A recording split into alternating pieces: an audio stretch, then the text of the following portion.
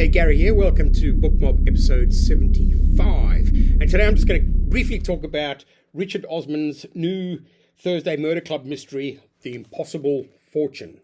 I think this is the fifth one in the series. One, two, three, four. Yep, this is the fifth one in the series. And it's just been recently released, I think, this month, September. Now, I'm not sure if people have read the Thursday Murder Club mystery, but I do know that I think Netflix has already made a film. I'm not sure if it's actually on Netflix right now because I don't have Netflix, but they did make a movie of the first book, The Thursday Murder Club, and I'm sure it's going to prove quite popular for the next four because it's got that, Osman is I think he designed he produced a game show in England. He's quite big.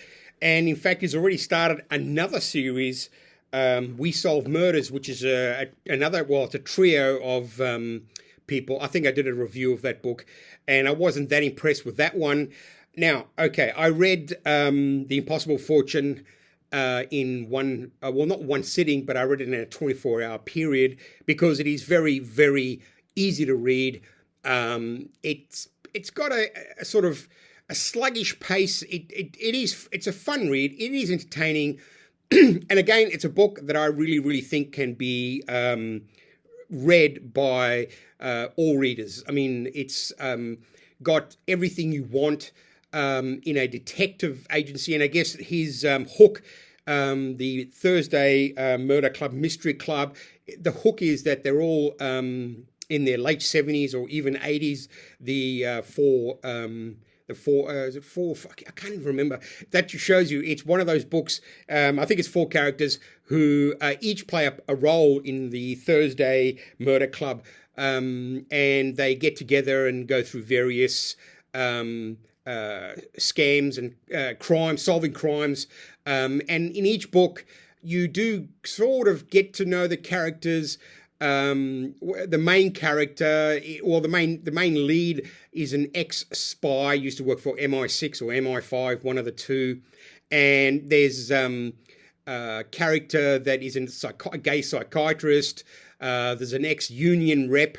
And the silent character, the one who she doesn't really narrate the story, but interspersed throughout the whole book is, I think her name is Joyce, and she has like wouldn't say diary, but she basically taps into the underlying message of the book, and every couple of chapters she'll have her own say personally to the reader.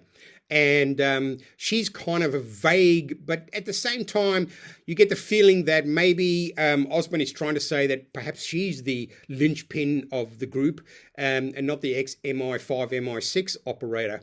Needless to say, the book is jam-packed with a lot of scum and skullduggery. The people they're up against are generally, there's violence and obviously in murder.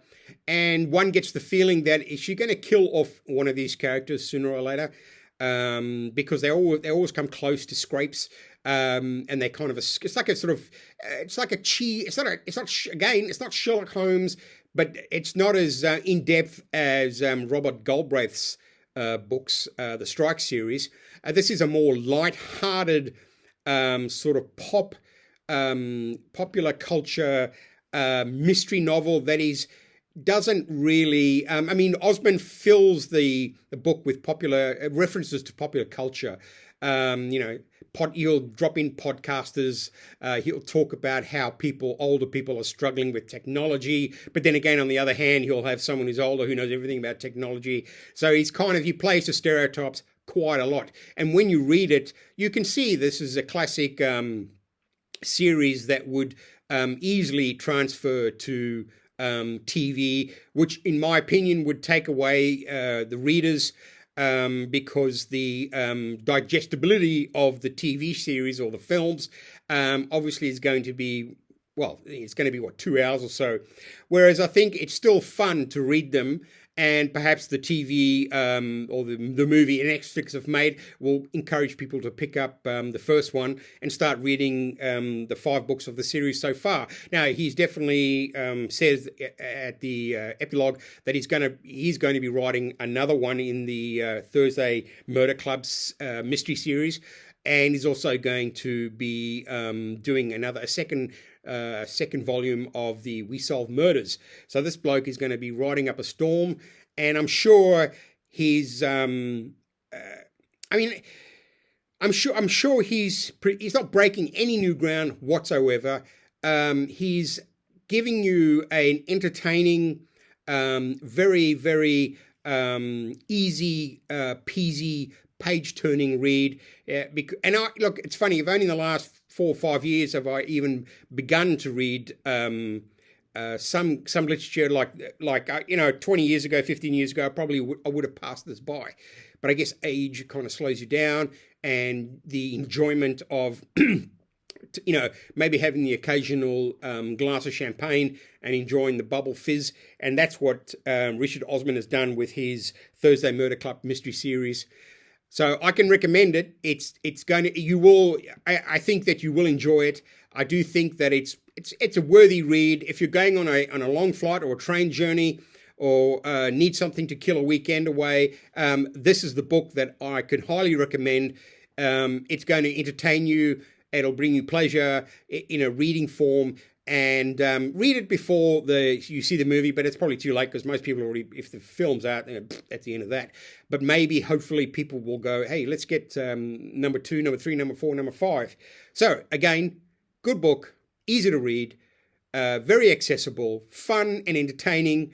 And it is something that I think it's like you cross readers from 15 to 500. You know what I mean? There's nothing going to stop you as a reader from enjoying this fine book. All right, so what am I doing right now? I had a big read. What did I read? I read In Cold Blood by Truman Capote. I just finished Stephen King's On Writing, the memoir of the craft. I finished Oswald's Tale. And I'm doing an episode on conspiracy assassinations, which basically Mailer talks about. Is it a conspiracy? Is it a conspiracy theory? Is it the lone shooter? I think it's the lone shooter. And I've just started today, Ken Follett's new book, Circle of Days, which takes place in ancient England. I think it's the building of Stonehenge. I think that's where this book is going. Fun read. It's exactly like most of his other books. Young man trying to get ahead in the world, has skills no one recognizes until he has a forceful event and he becomes a man. And then, but look, again, entertaining, fun read. Even though it's chunky, it's very easy to read, and it's fun and enjoyable and entertaining and easy to read. Okay, thanks for joining us. There's a short one today. And remember, Richard Osman, The Impossible Fortune. It's about Bitcoin, and I'm sure you'll get into it. Thanks a lot, and I'll see you in the next episode. I'll see you in the library, see you in the secondhand bookshops, see you in the bookshops, and goodbye.